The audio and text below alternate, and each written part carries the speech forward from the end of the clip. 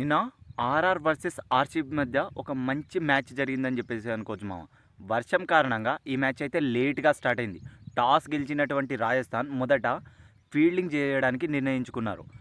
తర్వాత మ్యాచ్ ఎలా స్టార్ట్ అయిందంటే జాఫర్ ఆర్చర్ వేసిన బాల్లో ఫిలిప్ సాల్ట్ ఆడిన మొదటి బాల్కే డక్అవుట్.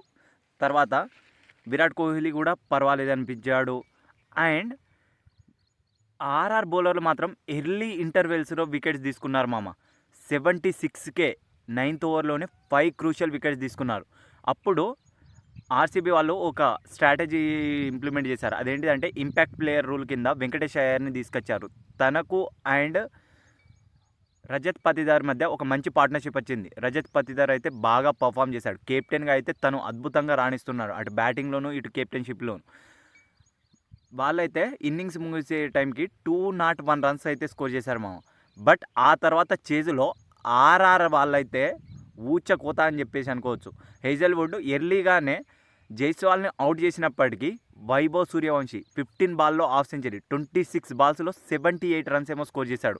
ఇక 1 డౌన్లో బ్యాటింగ్ చేసినటువంటి ధ్రువ్ జురెల్ 81 రన్స్ స్కోర్ చేశాడు. వైభవ్ సూర్యవంశీ ఉన్నంతసేపు తను ఓవర్ షాడో అయిపోయాడు, కానీ తర్వాత మాత్రం పీక్స్ అని చెప్పేయచ్చు.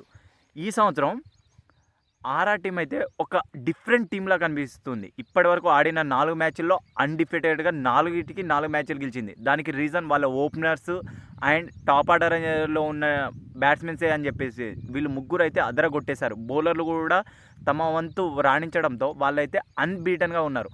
మరి ఈ సంవత్సరం వాళ్ళు క్వాలిఫై అవుతారా ప్లే ఆఫ్స్కి అండ్ ఎలా పర్ఫామ్ చేస్తారు? బట్ వైభవ్ సూర్యవంశీ బౌలర్ ఎవరని చూడట్లేదు మామ. ఉతికామా లేదా